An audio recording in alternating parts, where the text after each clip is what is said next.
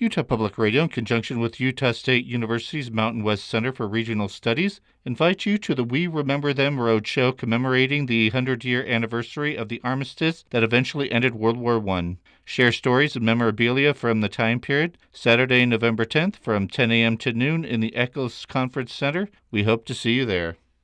Utah Public Radio is partnering with USU's Mountain West Center for Regional Studies for the We Remember Them Roadshow, recognizing the 100th anniversary ending of World War I. Share your stories and World War I memorabilia Saturday, November 10th from 10 a.m. to noon at the USU Eccles Conference Center. Details at upr.org.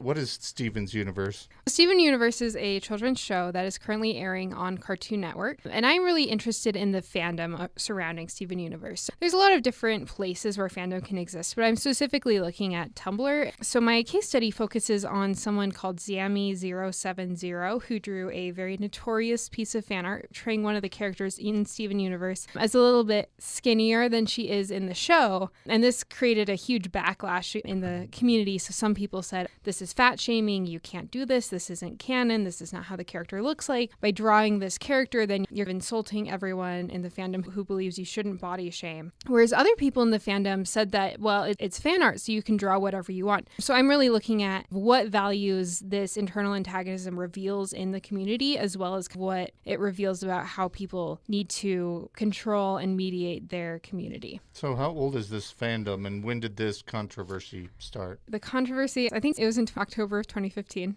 That's when the fan art was posted. It's kind of where the heart of the controversy was. I think it's been airing 2013, 2014. So it's kind of a young fandom, but it has been around for a relatively long time. Steven Universe is a show that all the episodes come out really slowly, so the fandom has kind of stuck around, whereas for other fandoms where the show has ended, like Gravity Falls is a dead fandom, no one really posts in it anymore.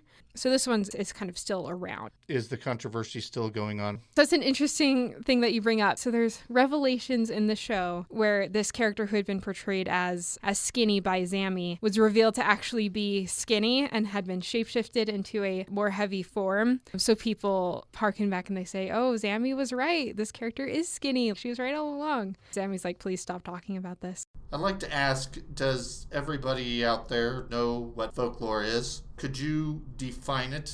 Most people, if you ask them to look at something, they might be able to say, oh yes, that is clearly folklore. But then how could you define the term as a whole? If you ask someone, what is folklore, what do you say? A favorite source for delving into this area is the folklorist by the name of Alan Dundes. When he was asked to define folklore, he had a good deal to say about it. One of those things he had written for the sake of academia was that folklore is myths, legends, folk tales, jokes, proverbs, riddles, chants, blessings, and then a whole slew of other things that make up for a very long list. That's a great bit of information, but that's probably not the answer that you want to give to someone who asks you that question at a dinner party. What is a good, quick answer for this question, then? One of the professors here who came up with a good answer I'd like to present to you. It's a nice, concise answer that I know I never would have come up with on my own. And that is, folklore is informal, traditional culture. That's a good definition, right? Isn't that a great way, a concise way, in order to explain to someone what folklore is? But then